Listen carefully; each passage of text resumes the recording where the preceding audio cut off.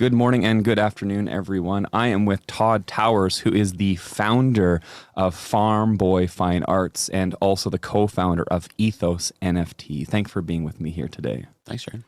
So, Todd, it's really great to be with you. Today we're going to talk about NFTs, but before we get into that, I would just love a bit of a summary of the background of how you got into the art world and what is Farm Boy Fine Arts. Okay. Yeah. So I grew up on a farm. Yeah. Hence the name.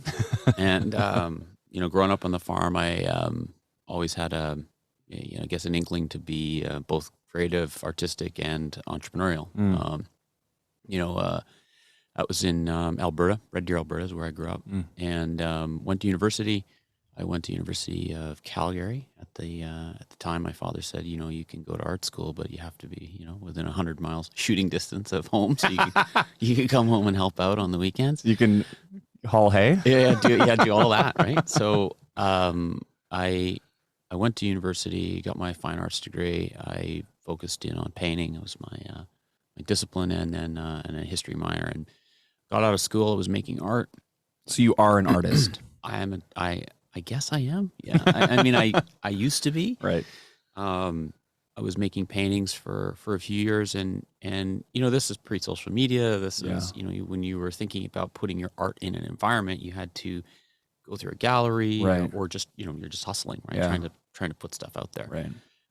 One of the complexities of it was, for me, thinking about where my art could go, and then maybe a broader question was, how important is art to people's environments? At the time, people were saying, oh, like hang your stuff in my restaurant for free. Yeah. Right. At the same time, you're trying to get a gallery and, do all the sort of legwork. But again, pre-social media, it's not like you can just put your stuff on blast on Instagram and, build a following. So this is in the 90s? This is in the 90s. Okay. Yeah. Sort of mid to late 90s. Yeah. So I had this concept for Farm Boy, and that was from the place of, I've gone to art school. I out of art school, I was sort of traveling around. I went to London. I was in New York. I was sort of looking at places that maybe I should go and make art. Yeah. But walking into some of these galleries at the time, I felt a little bit removed. Yeah. Even me being a practicing artist, with, it's my vernacular. I'm walking into these spaces feeling very sort of not necessarily welcome. Yeah. It was a different vibe, right? Yeah. It was a different time. Art was a lot less accessible then. So the premise of the company was really, purpose was, let's change lives with art. Let's try to get art into all kinds of environments beyond the white wall gallery. Okay. And thinking of that was, well, I shouldn't be the guy making all the art, because that's kind of, to use sort of a farming thing would be, I'd be kind of a one-trick pony, right? So I thought, well, let's put an organization, a company together, and we'll try to get art into lots of different environments. And I thought a great place to start would be hotels. So that was at that time was early 2000s. I went after what at that time was kind of the most up and coming hotel brand in a boutique sensibility, which was W Hotels, and was sort of, after starving for a while, fortunate enough to get the W Seoul, Korea. So, oh wow, I did. That was my first full rollout of a hotel. That feels like a pretty big deal. That was a big deal, because I guess at that point you didn't have a reputation internationally. None. You're a good salesman, I guess. No, yeah, I didn't. I didn't know. I didn't know anything. So you do the art program for the building of, or the renovation of, the W in Seoul. Yeah, so it was, I worked with both the brand. So that's kind of, you learn all these things, right? Yeah. I didn't know anything about it, but I really had no business being there. Right. But, it's, what do they say? You got to be good to be lucky and lucky to be good. I don't know. Fake it till you make it, or I'm sure there's a million sayings, right? That's probably more apt. Yeah. So I got given the opportunity to do that. I put a program together. So working with W, with Starwood at the time, they've been bought by Marriott now. Yeah. And the sort of the local, contingent, the developer and everything was there. Ended up being 2,200 pieces of art in the hotel. Wow. We designed and developed them specifically. So this is in the hotel rooms, the This is lobby, guest rooms, restaurants, all of it. banquet, Yeah. everything. And so I thought, hey, this might work. Yeah. This is, when you put something in one room and then you do it, in 500 rooms, that's Yeah. interesting. Anyway, it was really about how you could get art out of the gallery. You could collaborate with artists. You could make art specific to a location, a feeling, Yeah. an environment, which is all very normalized now. Right. We look at that and we kind of go, yeah, that is like, that's what we do. Yeah. Everybody does that. Yeah. But then it wasn't thought of that way. It wasn't really thought of in a way where you would connect art to brand, to people, to place. Yeah. And then having a very meaningful experience wrapped around it in a hotel room. Yeah. Right. So that was 2003, 4, fast forward to today. We've done over, I'd say, probably 5,000 projects around the world. Wow. We've built brand standards for different hotel brands. We have worked on multiple continents and countries, and Yeah. we're currently Ford Motor Company's global art advisor. So anything that Ford Motor Company does, we support them in retail, manufacturing, Yeah. corporate, hospitality. Wow. Yeah, That's incredible. 30 people at the farm and a rep network. Was that what you call it? The farm? Yeah, yeah.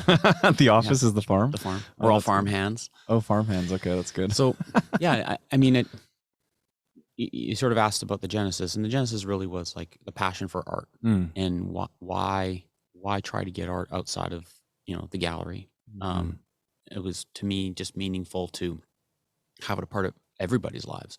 Yeah. And a great place to start it was in the hotel. Yeah. Because that's a place where we go, we sort of look for a new experience. Right. We look to meet people and have that interaction. So art fits really well within that. Yeah.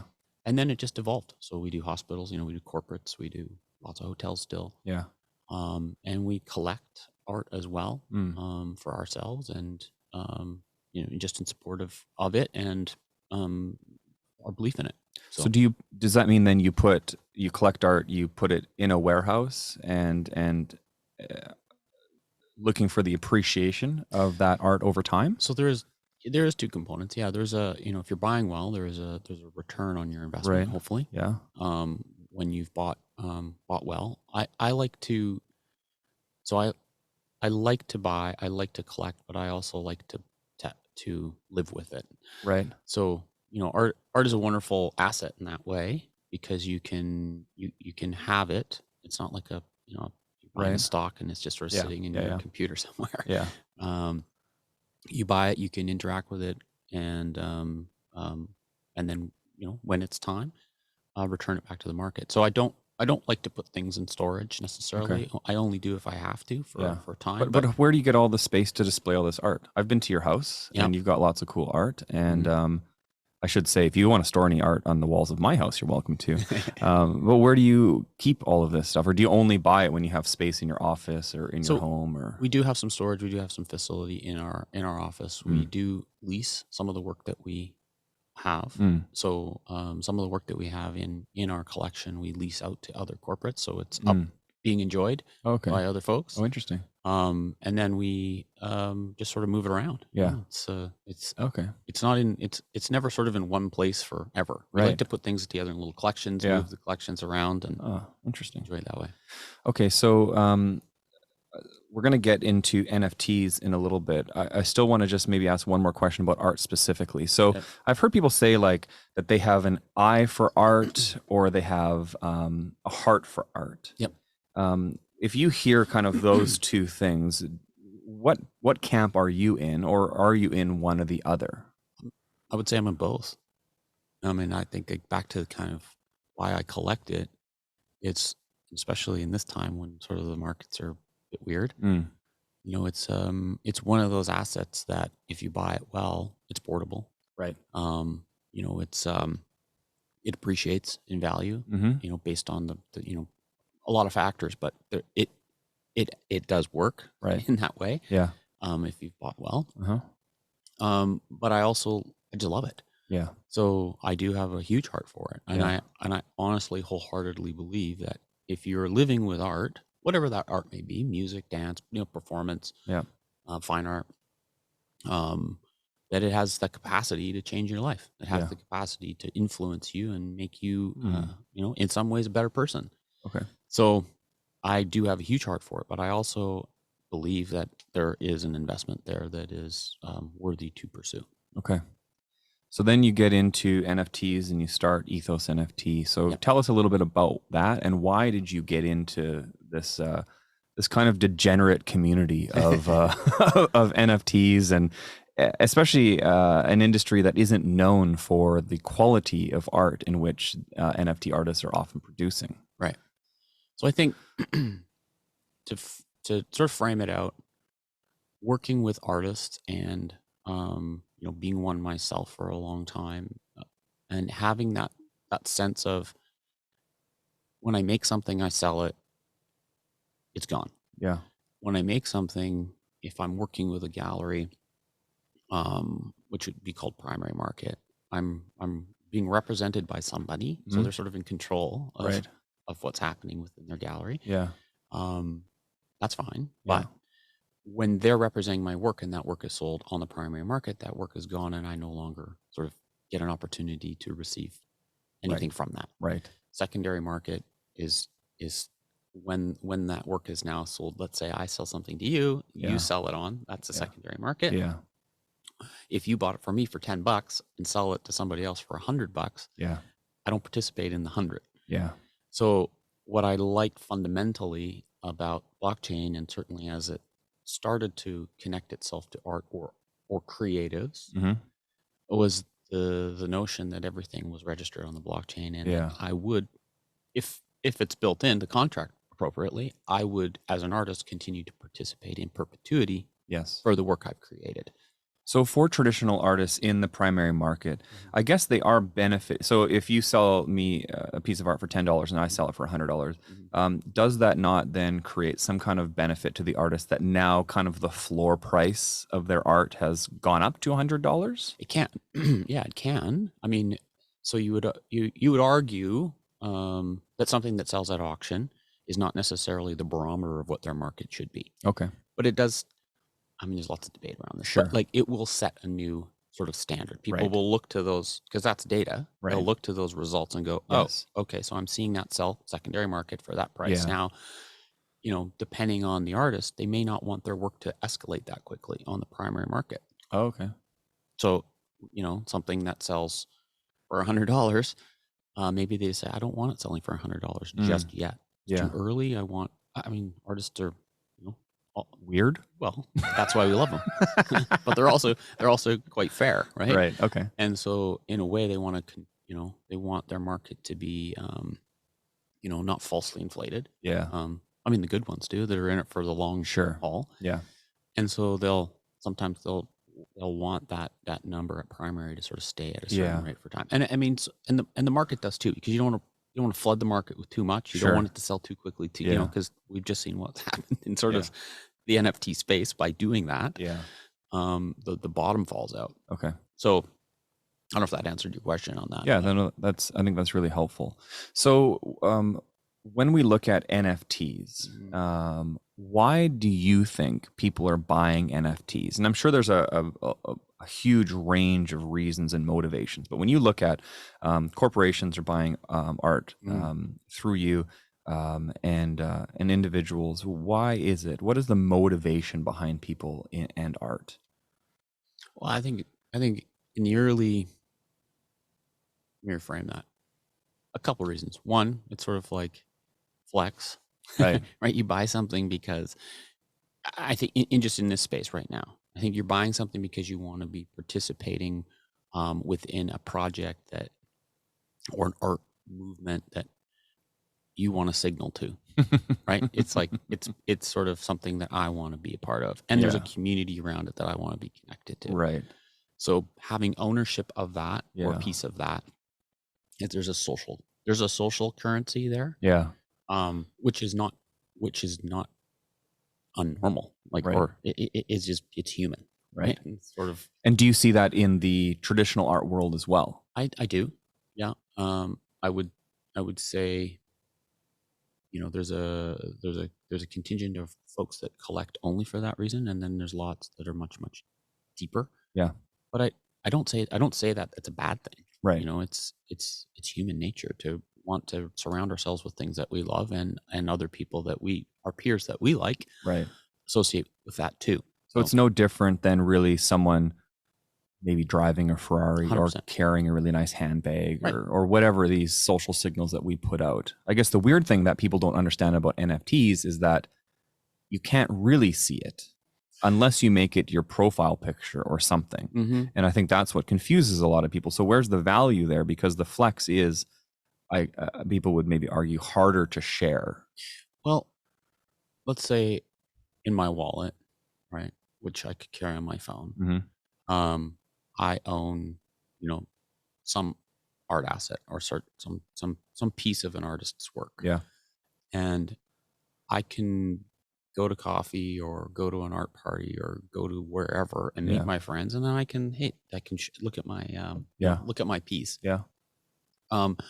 In some ways, in some senses, we think that's weird, but it's simpler than bringing everybody over to your my house. house. Totally. But it's also, it's not lost on me that it is digital. Yeah. But we live digitally. Right. And we're more and more invested in our digital selves and lives. And I guess back to the fundamentals is why I thought NFTs were interesting is that, I mean, we think that we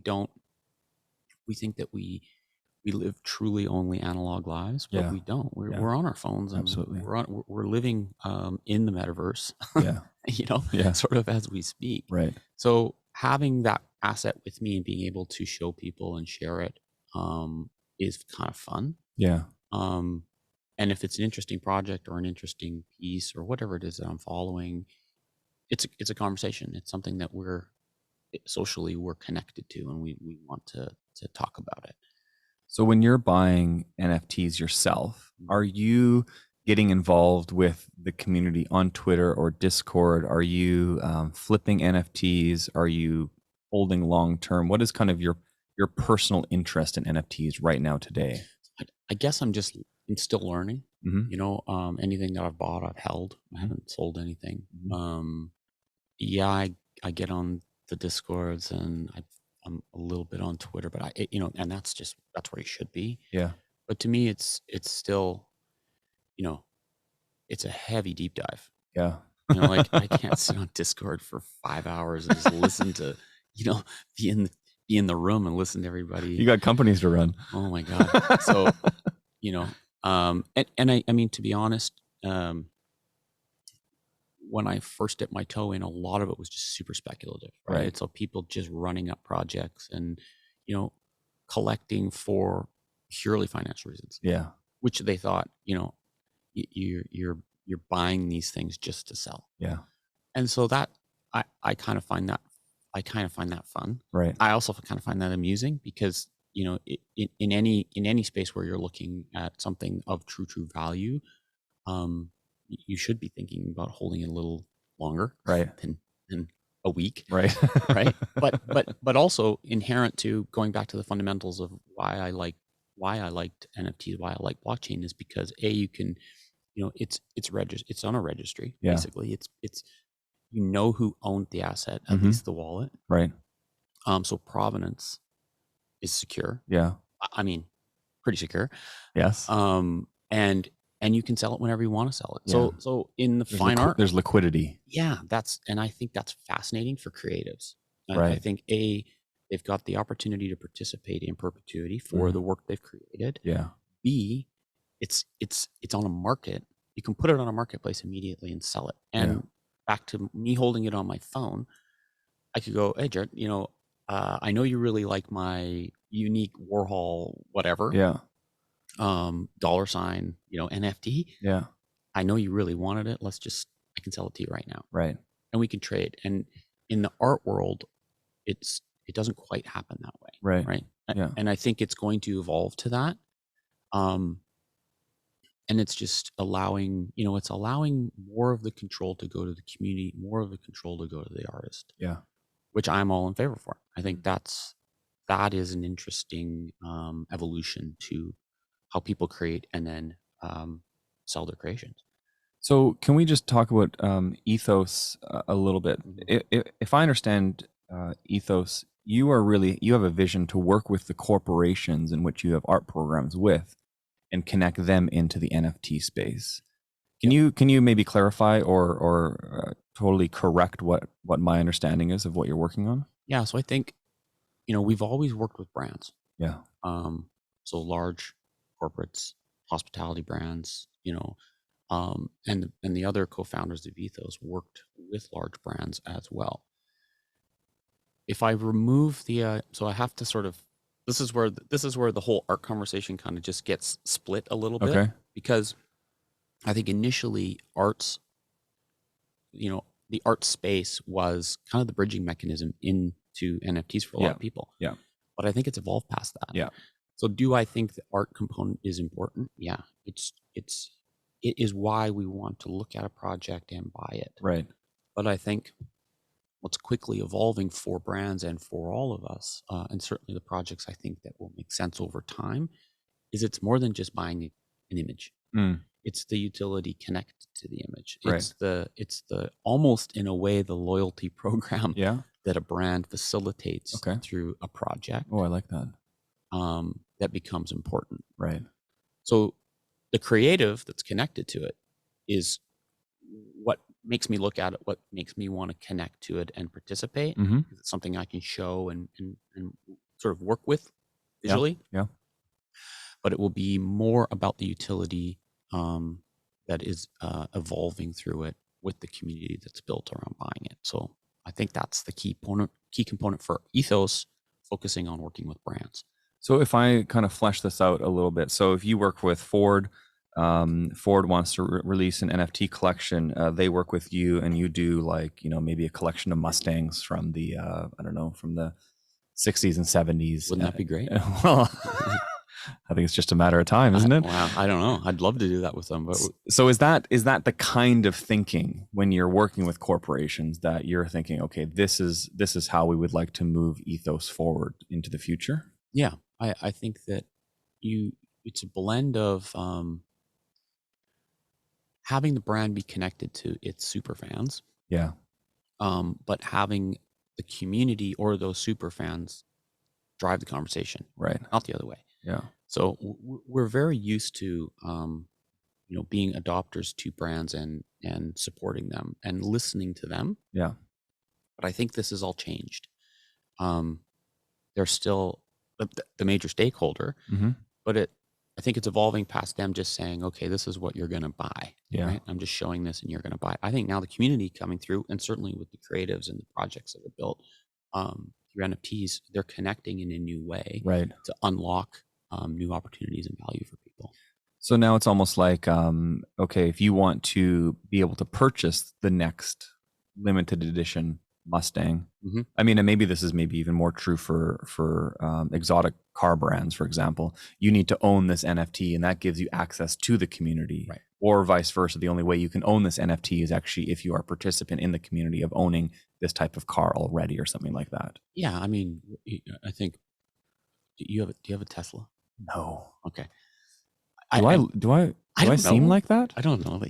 I don't know that. I drive a 2003 Toyota Sequoia with 320,000 kilometers on it. Attaboy. So there's a bit of farm in you yet. No, absolutely there is. I am from Chilliwack. So when you're, I was just making that reference because I think when there was very few of them, people would drive around and it's like one Tesla person to another, and you'd sort of wave at each other, right? I mean, we used to do it on the farm if you had like some sort of farm truck, and, be like, hey, you got the same farm truck as me, right? Yeah. How you doing? I wave at Sequoia owners because there's not that many of us out there. That's right. There you go.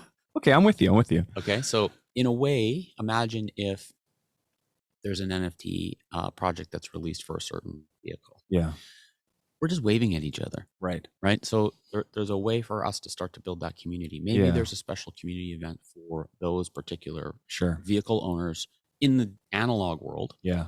But now we're starting to connect digitally. Yeah. And I think where it gets interesting is we've not quite seen it yet, but where that whole gamification piece starts to evolve. Right.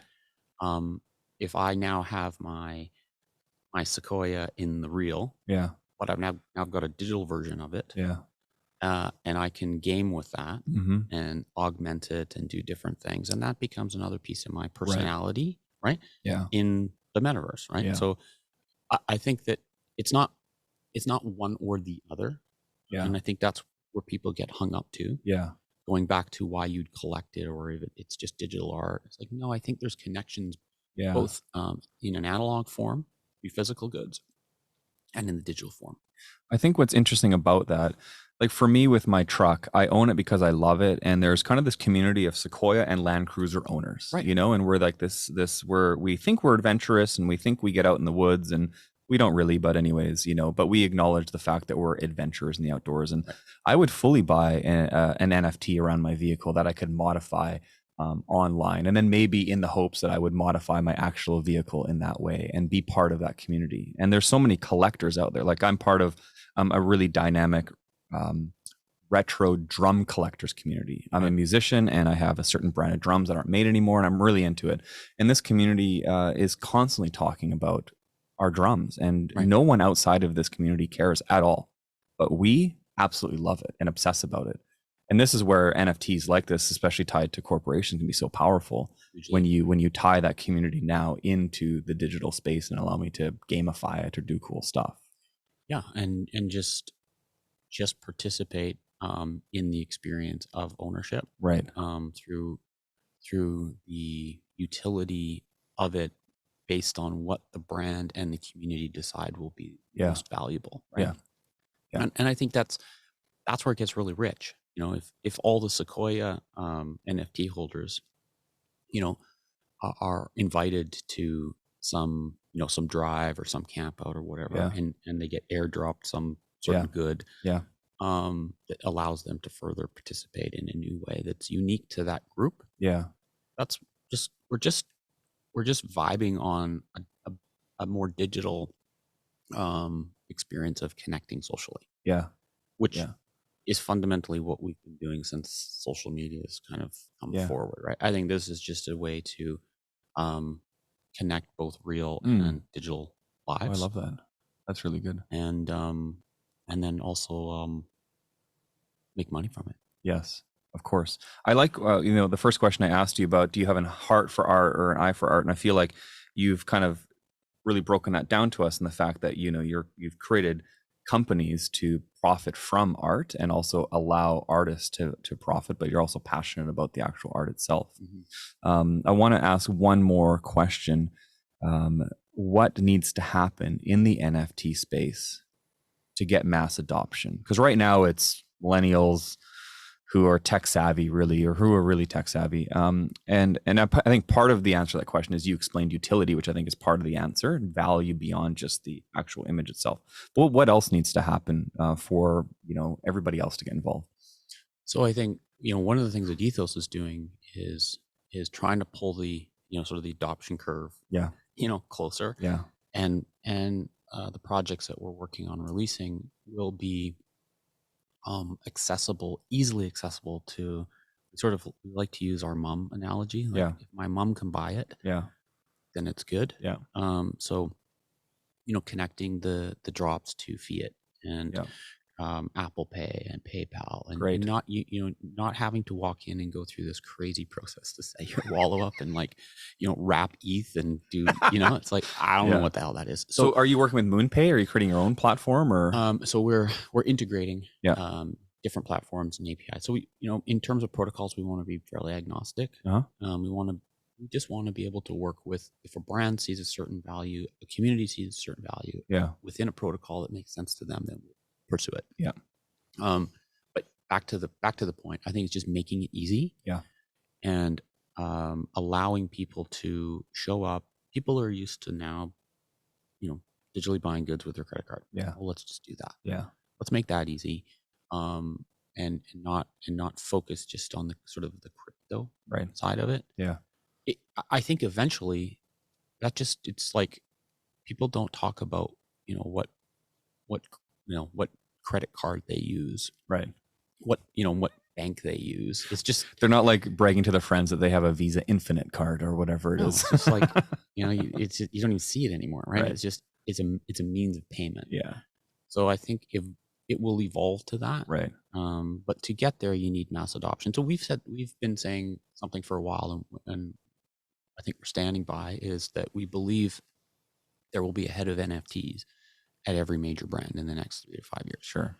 Yeah. So with that position, and I think that position rolls up not necessarily to marketing. I think that position rolls up to, well, certainly in connection to the CMO, but I think it's customer experience. Okay. And you're seeing a lot of like customer experience exchange and people managing through brands that way. And I think that's where those projects and that person sits Okay. in an organization. So I think for that to happen is key to adoption. Yeah. To have that in a corporation, that seat. Yeah. Managing that for a brand. And then the other side is just making it easier for people to purchase, right? And collect. Yeah.